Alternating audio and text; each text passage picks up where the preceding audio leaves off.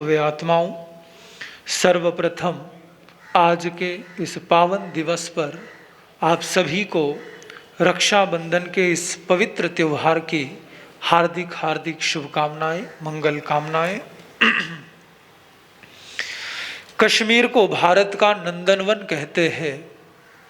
कश्मीर को भारत का नंदनवन कहते हैं और भाई बहन के प्यार को रक्षाबंधन कहते हैं। भाई बहन के प्यार को रक्षाबंधन कहते हैं। हमारा ये जो भारत देश है ये पर्वों का देश है, त्योहारों का देश है। यहाँ पर कुछ दिनों बाद ही आपको खास खास पर्व देखने को मिल जाते हैं। यूँ गहराई में चले जाए तो हर रोज़ ही त्यौहार मिलेंगे। और जो इस बात का प्रतीक है कि हमारे लोग कितने सुखी थे, कितने संपन्न थे, क्योंकि त्यौहार मनाने की फुर्सत उसी को तो हो सकती है जो सुखी हो, संपन्न हो, समृद्ध हो, जिसके पास समय हो। और ये हमारे इतिहास के गौरव को झलकाता है, दर्शाता है कि हम कितने समृद्ध थे। और बड़े प्यारे प्यारे पर्व है।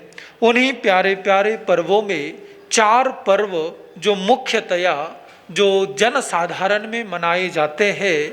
सबसे पहला आता है होली, उसके बाद आता है रक्षाबंधन, उसके बाद आता है दशहरा और उसके बाद आती है दिवाली। ये 4 पर्व जो तकरीबन सब लोग मनाते हैं, पूरे भारतवर्ष में धूमधाम से मनाई जाती हैं, वो बात अलग है। हमारा शिखरों में पर्व पर्वाधिराज पर्व पर्युषण आने वाला है और अन्य अलग अलग धर्म परंपराओं के अलग अलग पर्व आते हैं। लेकिन इन 4 पर्वों की जो धूम होती है वो पूरे भारत में ही नहीं बल्कि पूरे विश्व में भी कह सकते हैं। जहाँ जहाँ इस माटी से जुड़ा हुआ व्यक्ति हो, जहाँ जहाँ इस संस्कृति से जुड़ा हुआ कोई भी शख्स रहता हो, वहाँ पर वो इस पर्व को मनाता ही मनाता है। इन 4 पर्वों की धूम रहती है। पिछली बार आया था ना, दिवाली अमेरिका में भी मनाई गई और किस तरीके से मनाई गई, राजनीतिक स्तर पर भी मनाई गई। तो ये हमारे ये जो 4 पर्व है वो धूमधाम से हर जगह मनाए जाते हैं। प्राचीन काल में इन 4 पर्वों को 4 वर्णों में बांटा गया था। 4 वर्णों के लिए अलग अलग ये पर्व बने थे। सबसे पहले जो होली का पर्व था वो था शूद्रों के लिए, जो छोटी जाति के लोग माने जाते हैं या व्यवस्था वर्ण व्यवस्था के हिसाब से जिन्हें शूद्र माना जाता है, वो लोग होली का त्यौहार मनाते थे। यानी एक दिन ऐसा दिया गया था जिस दिन किसी भी प्रकार का भेदभाव ना रहे, कोई भी ऊंच नीच की बात ना रहे, सबको एक रंग में रंगा जाता था। और वो लोग इस बात की खुशी का अनुभव करते थे कि हम किसी से कम नहीं है, सारे एक बराबर है और सभी एक रंग में रंगे जाते थे। और वो होली का त्यौहार था शूद्र लोगों के लिए वर्ण व्यवस्था के अनुसार। उसके बाद आता है ये राखी का त्यौहार। ये राखी का त्यौहार था ब्राह्मणों का। ओरिजिनली देखा जाए तो ये पर्व ब्राह्मणों का है। ब्राह्मण इसे मनाया करते थे और ब्राह्मणों की भाषा में इसे श्रावणी या नारियल पूर्णिमा भी कहते हैं। आज ही के दिन ब्राह्मण लोग अपने जनेऊ को बदलते हैं, जनेऊ को चेंज करते हैं और उनके जनेऊ में 3 तार होते हैं जो उनको 3 संदेश देते हैं, 3 कर्जे याद दिलाते हैं, 3 ऋण की याद दिलाते हैं। ये जनेऊ जो हर वर्ष वो बदलते हैं वो इसीलिए ताकि उनको स्मरण हो आए कि उनके जीवन पर 3 लोगों का कर्जा है जिसे उन्हें कभी भूलना नहीं है, जिससे उन्हें मुक्त होना है, जिससे मुक्त होने के लिए सदैव प्रयास करना है। पहला कर्ज है माता पिता का। जनेऊ के 3 तार होते हैं। पहला तार यानी माता पिता के कर्जे से मुक्त होना है। यूँ तो शास्त्र कहते हैं कि अगर शरीर की चमड़ी उतारकर उसके जूते बनाकर भी माँ बाप को पहना दिए जाए तब भी उनके ऋण से उरून नहीं हुआ जा सकता। लेकिन वहीं पर शास्त्र एक बात और कहते हैं कि अगर माँ बाप के ऋण से मुक्त होना हो तो केवल एक तरीका है, केवल एक मार्ग है। एक मार्ग पर चलकर आप अपने ऋण से उऋण हो सकते हैं। माँ बाप के उपकारों के बदले आप उनके लिए कुछ कर सकते हैं। तो शास्त्र कहते हैं कि जो संतान, जो पुत्र अपने माँ बाप को धर्म की ओर लगाते हैं, धर्म करने में सहायता करते हैं, धर्म करने में सहयोग करते हैं, तो शास्त्र कहते हैं कि वो माँ बाप के ऋण से मुक्त हो जाते हैं।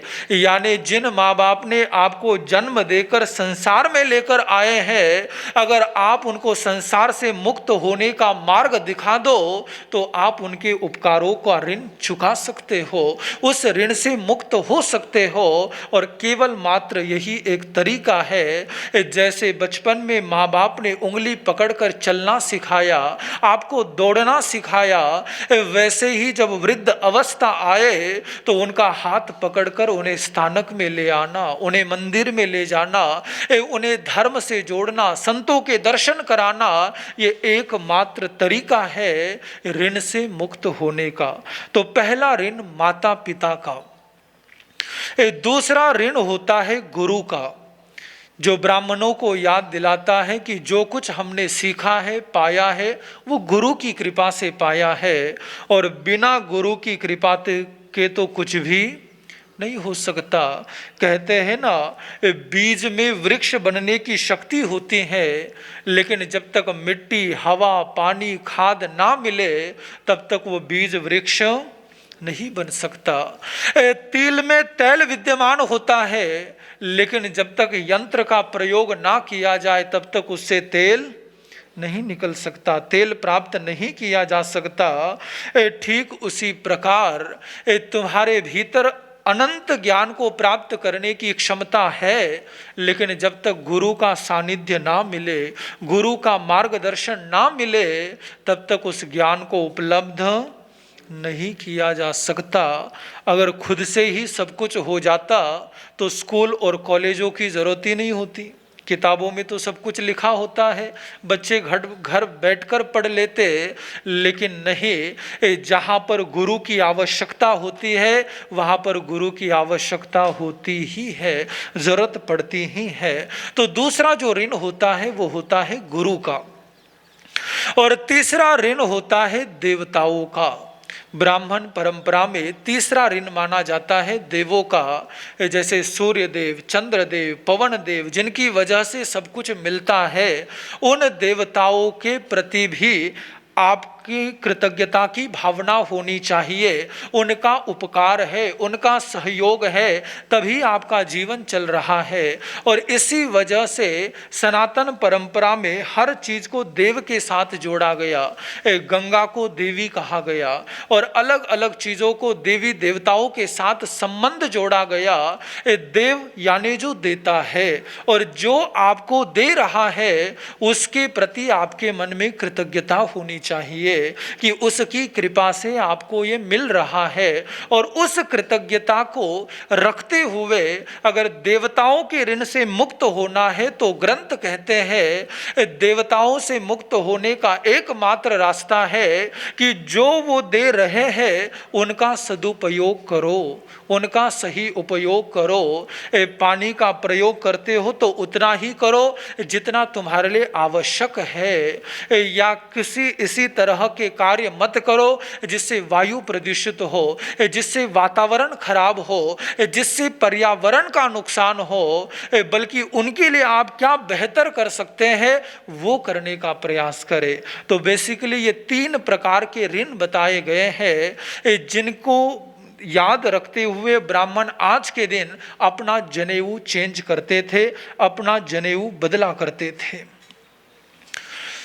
तो ये दूसरा पर्व रक्षाबंधन का जो है ब्राह्मणों का। तीसरा पर्व आता है दशहरे का, जो है क्षत्रियों का पर्व, जो अपने तलवार की धार पर अपनी जीत का इतिहास लिखते हैं। ऐसे क्षत्रियों का पर्व है दशहरे का पर्व। और उसके बाद चौथा है दिवाली। ये पर्व है किसका है? व्यापारियों का है, व्यापारियों का, क्योंकि इस दिवाली के दिन किसकी पूजा होती है?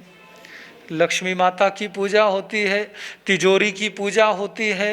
इस दिन व्यापारी प्रार्थना करता है कि हे लक्ष्मी माता, ऐसी कृपा बनाए रखना कि किसी भी प्रकार की घर परिवार में कमी ना पड़े, कारोबार चलता रहे, खूब दौड़ता रहे। तो ये जो दिवाली का दिन होता है ये व्यापारियों का पर्व है। तो ये 4 वर्णों के हिसाब से 4 पर्व बांटे गए। और आज का जो पर्व है रक्षाबंधन का पर्व, सबसे पहले इस पर्व की शुरुआत जो हुई, इसको लेकर अनेकों कहानियां हैं। जैन दर्शन की अपनी कहानी है, सनातन परंपरा की अपनी कहानी है, हर परंपरा का अपना इतिहास है, अपनी कहानी है।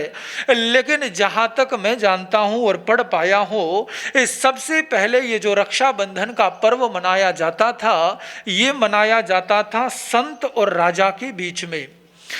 जब जब भी राजा युद्ध के लिए निकला करते थे, तब वो संतों के चरणों में, ऋषियों के चरणों में जाया करते थे और उनसे आशीर्वाद लिया करते थे। और उस समय उसकी विजय हो, न्याय की रक्षा हो, धर्म की रक्षा हो, राज्य की रक्षा हो, प्रजा की रक्षा हो, इसलिए संत मंत्रोच्चार करते हुए वो धागा राजा के हाथ की कलाई पर बांधा करते थे और फिर राजा युद्ध के लिए प्रस्थान करता था। तो राजा की रक्षा के लिए ये रक्षा सूत्र बांधा जाता था। और धीरे धीरे ये रक्षा का सूत्र, रक्षा का पर्व आगे बढ़ा और धीरे धीरे संतों ने फिर वो जो राखी का, रक्षा का सूत्र है, वो सेठ साहूकारों को बांधना शुरू किया। क्योंकि राजा बंधवाता था तो बड़े बड़े वजीर मंत्री वो सोचते थे हम भी क्यों ना बंधवाए। वो भी पहुंचने लगे संतों के चरणों में कि हमारे भी रक्षा की प्रार्थना करो, क्योंकि राजा तो पीछे रहेगा, आगे लड़ना हमको, ये आगे तो हमको जाना है, राजा तो पीछे रहता है। तो उन्हें बंधन बांधना शुरू किया और बदले में संतों की इनकम बढ़ गई, ऋषि मुनियों की इनकम बढ़ गई। जो आए वो दक्षिणा चढ़ाते। धीरे धीरे ये देखा ब्राह्मणों ने। ब्राह्मणों ने इस चीज को देखा और उन्होंने सोचा कि ये तो बहुत बढ़िया मामला है, ये तो बहुत अच्छा मामला है। हमें कुछ मंत्र पढ़ने हैं, रक्षा सूत्र बांधना है, किसी का भला होता हो तो हमारी क्या समस्या है, उनका भी भला और हमारा भी भला। कुछ दक्षिणा चढ़ेगी, कुछ सेवा पानी होगी। और कहते हैं उन्होंने जनरली सबको बांधना शुरू किया। जो भी रक्षा चाहता था वो सब आते उन ब्राह्मणों के पास और उनके कलाई पर ब्राह्मण रक्षा सूत्र बांधते। और धीरे धीरे फिर समय ने रुख लिया और ये पर्व भाई बहन का हो गया, भाई बहन का पर्व बन गया। जब एक बहन अपने भाई के कलाई पर राखी बांधने लगी और उससे अपने रक्षा का वचन लेने लगी, उसके जीवन की रक्षा की कामना करती है और बदले में उससे अपने जीवन की रक्षा का वचन लेती है। तो ये भाई बहन के रूप में ये पर्व शुरू हुआ। आज भी ब्राह्मण जब रक्षा का सूत्र बांधते हैं तो उस समय वो कहते हैं एन बद्धो बलि राजा दानवेंद्रो महाबल तेन त्वाम प्रतिबध्नामि रक्षे माँ चल। ये सूत्र दोहराते हैं ब्राह्मण। जो सूत्र इस बात का प्रतीक है कि सनातन परंपरा के अनुसार ये पर्व तब से शुरू हुआ जब बलि राजा ने इंद्र का देवलोक हड़पने के लिए, इंद्र का सिंहासन हड़पने के लिए जब दान करना, यज्ञ करना शुरू किया, तब इंद्र दौड़ता दौड़ता विष्णु के चरणों में पहुंचा। और तब सारी कथा आपको पता है, विष्णु वामन का रूप धर करके आते हैं और फिर वो 3 पैर जमीन मांगते हैं और 2 पैर में सारा संसार नाप लिया और तीसरा पैर जो था वो उस बलि राजा के सर पर रखा और उसे पाताल में भेजा। तो ब्राह्मण इसी सूत्र को दोहराते हैं कि जैसे आपने उस बलि राजा से इंद्र की रक्षा करी, वैसे ही आप मेरे यजमान की रक्षा करें। जो मुझसे रक्षा सूत्र बंधवा रहा है उसके जीवन की रक्षा, सुरक्षा करे, मैं ऐसी प्रार्थना करता हूँ। अस्तु, इतिहास में जितना जाए उतनी कहानियाँ मिल जाएगी। और ये रक्षाबंधन का पावन पर्व तो ऐसा पर्व है जिसे हर किसी ने माना है। केवल सनातन परंपरा ही नहीं, केवल हिंदुओं ने ही नहीं, बल्कि इतिहास कहता है मुगलों ने भी इस पर्व के महात्म्य को माना, समझा और उन्होंने भी इस पर्व को मनाया। जब जब एक हिंदू बहन ने अपने राखी का धागा मुगलों के पास भेजा तो उन्होंने भी इस संस्कृति का सम्मान रखते हुए अपनी बहनों की रक्षा करना अपना कर्तव्य समझा। वे भी नहीं हिचकिचाए। एक प्रसंग आता है जब कर्णावती रानी जब खिलजी के खिलाफ जो युद्ध होता है वो रक्षा का सूत्र भेजती है हुमायूं को, और जैसे ही उसे पता चलता है वो अपनी सेना लेकर उसकी रक्षा करने को चल पड़ता है। लेकिन राजनीतिक कूटनीति के चलते उस दिशा भटका दिया जाता है और जब तक वो पहुंचता है तब तक कर्णावती आत्मदाह कर चुकी थी रानियों के साथ। यानी मुगलों ने भी इसका महात्म्य समझा, केवल एक राखी का धागा भेजा और वो रक्षा करने के लिए चल पड़ा। ये इस धागे को कमजोर मत समझना, ये धागा है कमजोर लेकिन इसकी ताकत बड़ी है। इस धागे की शक्ति बहुत बड़ी है, इस धागे में सामर्थ्य बहुत छिपा हुआ है, क्योंकि ये धागा प्रेम का धागा है, हृदय का धागा है, भावनाओं का धागा है। इस धागे के साथ व्यक्ति की भावनाएं जुड़ी हैं, उसकी संवेदनाएं जुड़ी हैं, उसकी संवेदनाओं का संबंध उसके साथ जुड़ा है। तो बहन ये धागा अपने भाई के कलाई पर बांधती है, लेकिन दुख केवल इस बात का है कि धीरे धीरे इस त्योहार में भी व्यक्ति का स्वार्थ सम्मिलित हो रहा है। व्यक्ति का स्वार्थ इस पर्व को भी दूषित कर रहा है। पहले के समय में ये राखी का त्योहार मनाया जाता था तो केवल भाई बहन को देखता और बहन अपने भाई को, लेकिन आज इस त्योहार को मनाने से पहले भाई बहन का स्टेटस चेक करता है और बहन अपने भाई का स्टेटस चेक करती है, और वो सबसे पहले राखी बांधना उस भाई को पसंद करती है जिस भाई के पास, हाँ, और भाई भी उसी बहन से राखी बंधवाना पसंद करता है। ये दूषितता आ रही है, ये इस पर्व के साथ एक कलंक जुड़ रहा है। लेकिन याद रखिएगा ये त्योहार पैसों का नहीं, ये त्योहार प्रेम का है। इसमें पैसे का महत्व नहीं बल्कि इसमें प्रेम का महत्व है, और जब तक प्रेम है तभी तक इस त्योहार का महत्व है। जहाँ तक हम स्वार्थ से बचाए रखे, इस पर्व को बचाए रखना चाहिए। आजकल तो हर जगह स्वार्थ ही स्वार्थ है, हर रिश्ते में स्वार्थ आ रहा है, लेकिन रिश्ते जो हुआ करते हैं वो दिल से जुड़े होते हैं, उन्हें कभी भी पैसों से जोड़ना नहीं चाहिए, उनका संबंध पैसों से नहीं जोड़ना चाहिए। एक छोटी सी बात मुझे याद आ रही है। एक बहन के पति का देहांत हुआ, मृत्यु हुई, तो शोक सभा जुटी हुई थी। बहन रो रही थी, फूट फूट कर रो रही थी, क्योंकि अभी उम्र ही कुछ नहीं थी और पति का देहांत हो गया। छोटे छोटे बच्चे थे, उनको संभालना, उनकी परवरिश करना। तो वो पत्नी जोर जोर से रो रही थी। सारा परिवार बैठा था, रिश्तेदार बैठे थे, उसका भाई भी बैठा था। देखिए संसार कैसे स्वार्थ से भरा हुआ है, उसका एक नमूना है, उसका एक सैंपल है।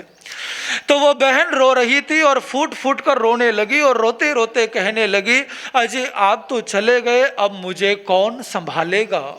तो भाई साथ ही बैठा था, उस भाई ने कहा कि बहन चिंता मत कर, मैं तुझे संभालूंगा, मैं तेरा ध्यान रखूंगा।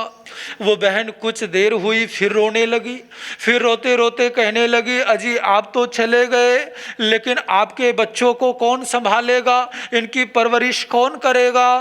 तो भाई ने फिर से बहन को ढाढ़स बंधाया और कहा कि बहन चिंता मत कर, इनको मैं संभालूंगा, तेरा भाई है ना, तेरा भाई अभी जिंदा है, मैं इनका ध्यान रखूंगा, मैं इनका ख्याल रखूंगा। वो बहन फिर रोने लगी।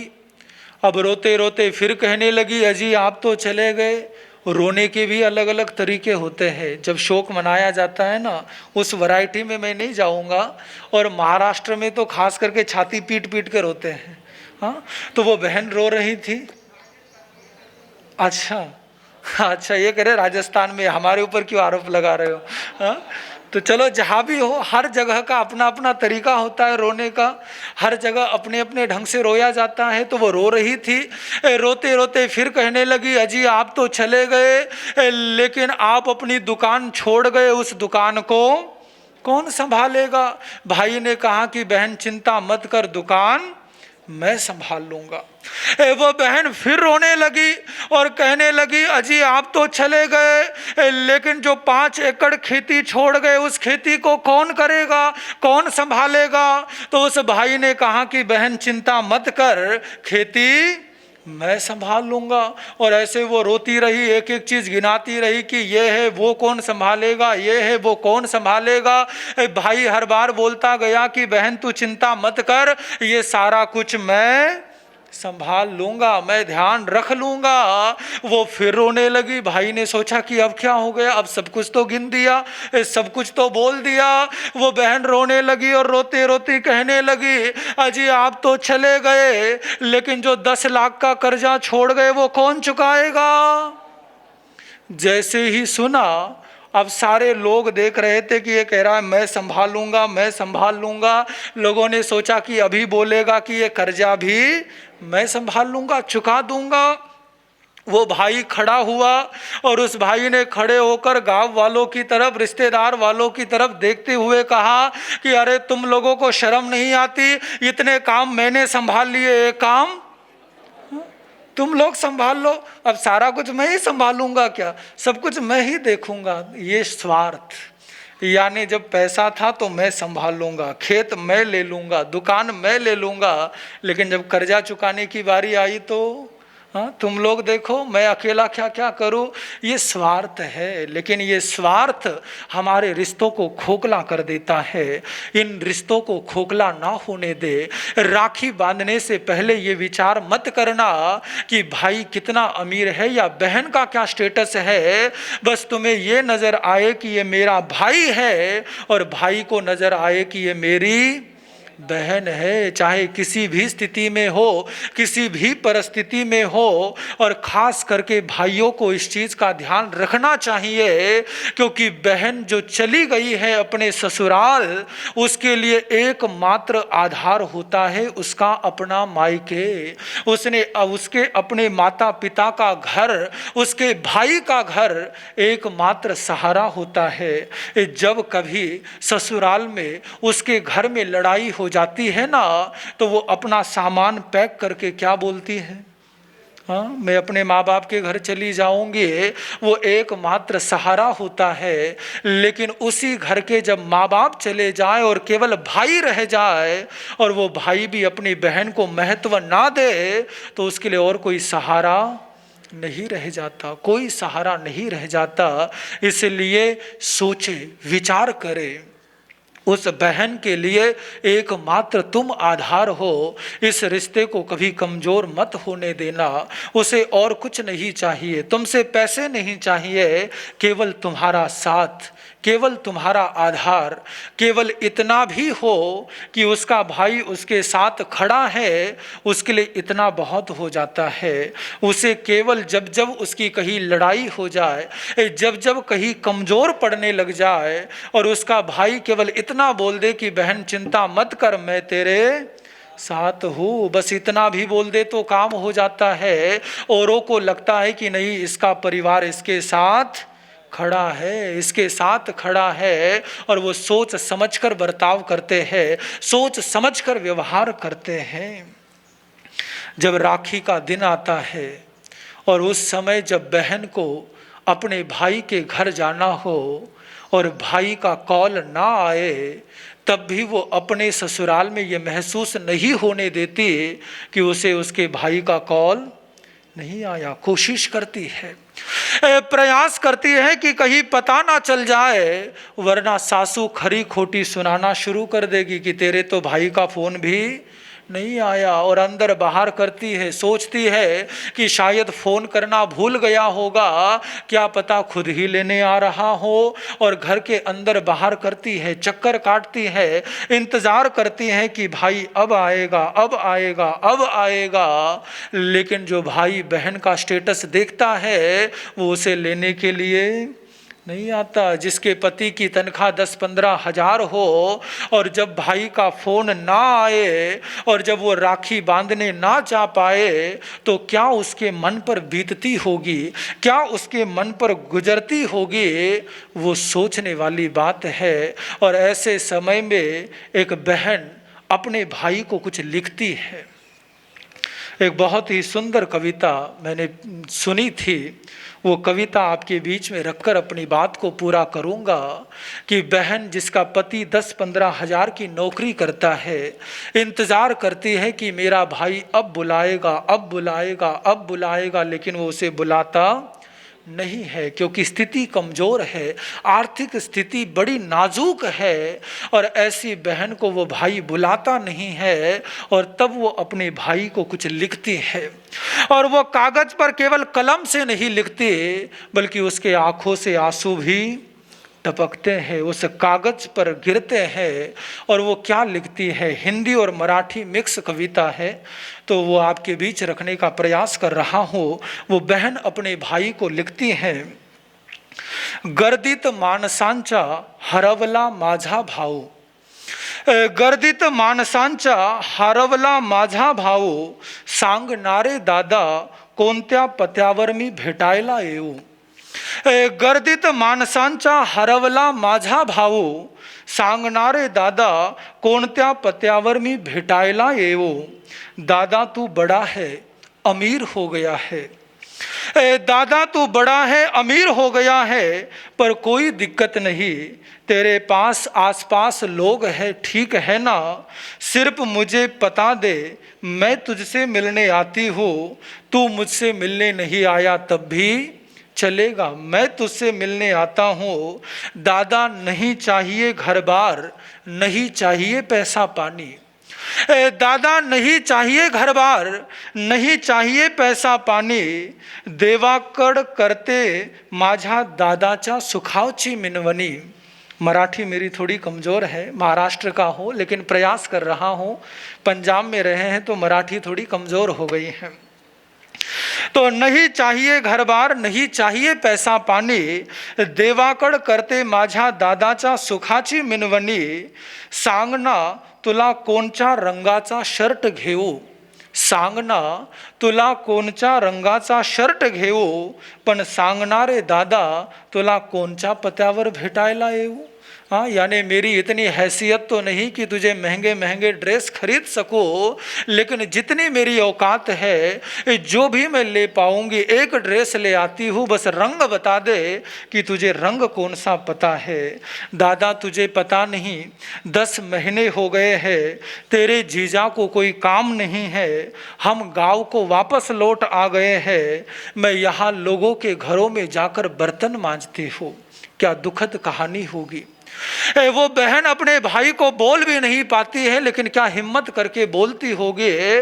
और शर्म आनी चाहिए उस भाई को जिसके पास करोड़ों रुपए है, लंबा चौड़ा व्यापार है, और सब कुछ होने के बाद जो धर्म स्थानों पर जाकर अपने नाम के लिए करोड़ों करोड़ों का दान करता हो, लेकिन ऐसी आर्थिक परिस्थितियों से जूझ रही अपनी बहन की तरफ आंख उठाकर ना देखता हो, ऐसे भाई होने का कोई अर्थ नहीं है, और उसके करोड़ों रुपए के दान किए हुए का भी कोई अर्थ नहीं है। तुम बाहर में जाकर सोशल एक्टिविटीज के लिए लाखों करोड़ों का दान करते हो और तुम्हारा परिवार खून के आंसू रोता हो, तो उस दान से कोई लाभ होने वाला नहीं है। पहले अपना घर संभालना जरूरी है, पहले अपने घर को उठाना जरूरी है, पहले अपने घर के सदस्यों की फिक्र करनी जरूरी है। कभी भी झोपड़ी जलाकर तीर्थ किया नहीं जाता। पहले अपने घर को देखना चाहिए, अपने परिवार को देखना चाहिए।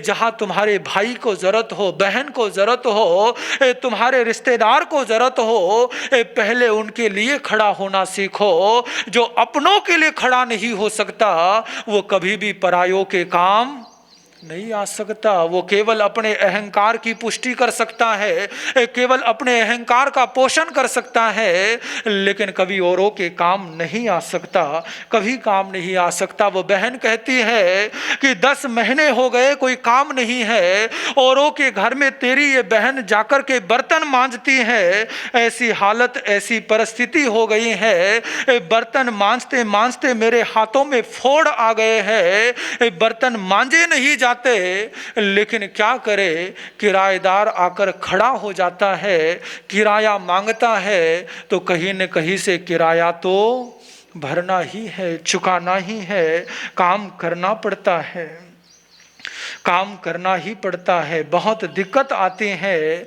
लेकिन फिर भी वो बहन कहती है, तू नको वाईट मानून घेऊ, तू नको वाईट मानून घेऊ, सांगणारे दादा तुला कोणत्या पत्यावर भेटायला येऊ। किस पते पर मिलने आओ, क्योंकि पता नहीं तू कहाँ शिफ्ट हो गया है, किस घर में चला गया है।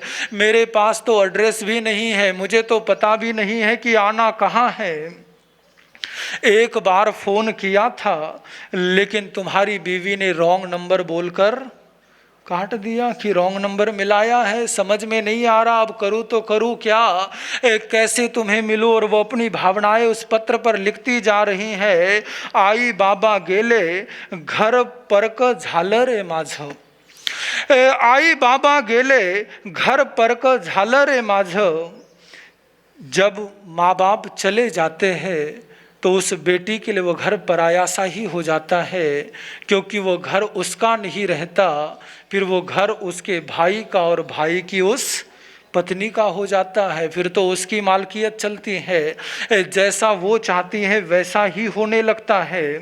तो आई बाबा गेले घर परक झालं, त्यांच्या आठवणीचा आभाळ माझ्या डोळ्यात आलं, त्यांच्या आठवणीचं आभाळ माझ्या डोळ्यात आलं, मला वाईट वाटता शेजारी येतात, मला वाईट वाटता शेजारी येतात दूसऱ्यांचे भाऊ। यानी मुझे तब बुरा लगता है कि जब पड़ोसियों के घर में देखती हूँ कि उनके भाई आते हैं, उनका हालचाल पूछते हैं, लेकिन मेरा भाई कभी मुझसे मिलने नहीं आता। जब उन घरों की ओर देखती हो, जब उन भाई बहनों को देखती हो, जब उन भाई बहनों का प्यार देखती हो, तो मेरे आँखों में आंसू आ जाते हैं। त्यांच्या आई बाबा गेले घर परक झालं, त्यांच्या आठवणीचा आभाळ माझ्या डोळ्यात आलं, मला वाईट वाटतं शेजारी येतात दुसऱ्यांचे भाऊ, सांगणारे दादा मी तुला कोणत्या पत्यावर भेटायला येऊ, कोणत्या पत्यावर भेटायला येऊ। वो बहन कहती है कि मुझे तुझसे कोई हिस्सा नहीं चाहिए। वैसे सरकार कहती है कि 50% का हिस्सा बहन का भी होता है, लेकिन मुझे तुझसे हिस्सा नहीं चाहिए, रुपया नहीं चाहिए, पैसा नहीं चाहिए, मुझे तो बस केवल तेरा प्यार चाहिए, केवल तेरा प्रेम चाहिए। सरकार बोलती होगी कि आधा हिस्सा मिलेगा, पर नहीं चाहिए मुझे, नहीं चाहिए घर और दुकान, नहीं चाहिए घर और दुकान का हिस्सा, सुख से खा लूंगी तेरे घर का पापड़ और खिच्चा। नहीं चाहिए घर और दुकान का हिस्सा, सुख से खा लूंगी तेरे घर का पापड़ और खिच्चा।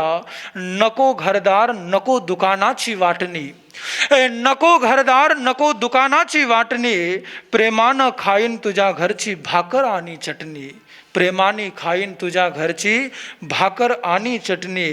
दादा साडी नको घेऊ, 2 घास घाल जेवण, दादा साडी नको घेऊ, 2 घास घाल जेवण, सांगणारे दादा मी तुला कोणत्या पत्यावर भेटायला येऊ, मी तुला कोणत्या पत्यावर भेटायला येऊ। ये प्रेम का रिश्ता है, इस रिश्ते को टूटने ना दे, इसे ऐसे ही प्रेम से जुड़े रहने दे, कहीं पर भी अपने स्वार्थ से इसे मलिन ना होने दे, केवल एक दूसरे का साथ। और याद रखना, अपने तो अपने ही होते हैं, कब कहाँ पर कौन काम आ जाए कहा नहीं जा सकता। और कभी भी पैसे का, सत्ता का घमंड आदमी को नहीं करना चाहिए, क्योंकि यहाँ पर दिन बदलते देर नहीं लगती। यहाँ पर जंगलों में रहने वाला राम जीत जाता है और लंका में रहने वाला रावण खाक हो जाता है, हार जाता है। वक्त बदलते देर नहीं लगती है, समय बदल जाता है। जिनके पास कल कुछ नहीं था, आज उनके पास करोड़ों अरबों रुपए हैं, और जिनके पास करोड़ों अरबों का धन था, आज उनके पास कुछ भी नहीं है। वक्त बदल जाएगा, समय बदल जाएगा, लेकिन रिश्तों को थाम कर रखना, रिश्तों को मत बदलने देना, क्योंकि जब कुछ नहीं होगा तब ये रिश्ते तुम्हारे साथ होंगे, तब ये संबंध तुम्हारे साथ होंगे, और यही संबंध तुम्हारे काम आएंगे। इन रिश्तों को समझना और इन रिश्तों को संभाल कर रखना। अंत में एक छोटी सी बात कहकर, समय हो रहा है लेकिन राखी का दिन है, इसके महात्म्य को समझना जरूरी, तो एक अंतिम बात कहकर अपनी बात पूरी करता हूँ। सिकंदर जब युद्ध के लिए भारत आया था तो उसका मुकाबला हुआ था पोरस से। पोरस एक ऐसा सम्राट, आपको जानकर हैरानी होगी कि इस धागे का क्या महत्व है, राखी का क्या महत्व है, और कैसे इस धागे के लिए हमारे इस देश की संस्कृति ने क्या हमें आदर्श दिया है, क्या प्रेरणा दी है, और व्यक्ति कहाँ तक क्या कुछ कुर्बान कर सकता है। इसकी बड़ी सुंदर कहानी केवल कुछ क्षणों में आपके समक्ष रखता हूँ कि वो पोरस भारत का ऐसा पुत्र, कहते हैं कि जो अपने जिंदगी में कभी भी कोई युद्ध नहीं हारा। जहां पर पोरस की तलवार खड़ी हो जाती, विजय उसके पक्ष में खड़ी होती। और कहते हैं सिकंदर का जब सामना पोरस से हुआ तो एक बात जो सपने में आकर के भी उसे सताती थी, वो बात ये थी कि जब भारत जाऊंगा तो मुझे मुकाबला पोरस से करना पड़ेगा, पहला मुकाबला पोरस से होगा। और जिंदगी में कभी ना हारने वाला पोरस, उसका मुकाबला सिकंदर से होता है। और इतिहास में छिपी एक बात शायद आप नहीं जानते होंगे, सिकंदर की एक प्रेमिका थी। सिकंदर की एक प्रेमिका, जब उसे ये पता चला कि जो पोरस है वो कभी भी जिंदगी में पराजित नहीं हुआ है, और जो उसके सामने आता है वो मृत्यु को प्राप्त हो जाता है, उसका जीवन समाप्त हो जाता है, उस प्रेमिका का नाम था रिक्साना। और जब उसे ऐसा पता चला तो कहते हैं वो पोरस के पास पहुंची, और पोरस के पास आधी रात आकर उसे भारत के इतिहास को उसने कुछ पढ़ा था, जाना था, तो वह एक धागा लेकर के आई, राखी का धागा, और वह लाकर पोरस के हाथ पर बांधती है। बदले में पोरस कहता है कि बहन, मैं तुम्हें जानता नहीं, लेकिन जिस किसी मंशा से तुमने ये धागा बांधा हो, मांगो, क्या मांगती हो, क्या चाहती हो। तो वो कहती है कि मैं सिकंदर के प्राणों की रक्षा चाहती हूँ, सिकंदर के जीवन का दान चाहती हो। पोरस सुना तो सकपका गया कि जिससे मुकाबला करना है, जिससे लड़ना है, जिससे युद्ध होना है, उसी के जीवन की रक्षा की भीख मांग रही है, और अब तो ये मेरी बहन हो गई है। तो पोरस जो अपनी संस्कृति से जुड़ा हुआ राजा, वो कहता है कि बहन, मैं तुम्हें जानता नहीं, लेकिन इस धागे का मान रखने के लिए मैं तुम्हें वचन देता हूँ कि मैं युद्ध तो करूँगा, लेकिन सिकंदर को खत्म नहीं करूंगा, उसके प्राणों की रक्षा करूंगा। और इतिहास साक्षी है कि 2 बार पोरस ने सिकंदर को हराया, लेकिन ना तो उसे बंदी बनाया और ना ही उसे समाप्त किया। तीसरी बार फिर सिकंदर लड़ता है और वो पोरस को बंदी बना लेता है। यानी एक धागे की कीमत, जिस बहन को वो जानता भी नहीं, जिस स्त्री से कोई पहचान नहीं है, लेकिन एक धागे की खातिर वो बंदी बन जाता है और सिकंदर के अधीन हो जाता है। तो आइए इस पर्व के महात्म्य को समझते हुए इस पर्व की गरिमा को बढ़ाए और अपने भाई बहन के प्रेम में कभी भी धन को ना आने दे, स्वार्थ को ना आने दे, पैसे को ना आने दे। ये दिल का संबंध है और इसे दिल से निभाए। इन्हीं भावनाओं के साथ ओम शांति, ओम शांति।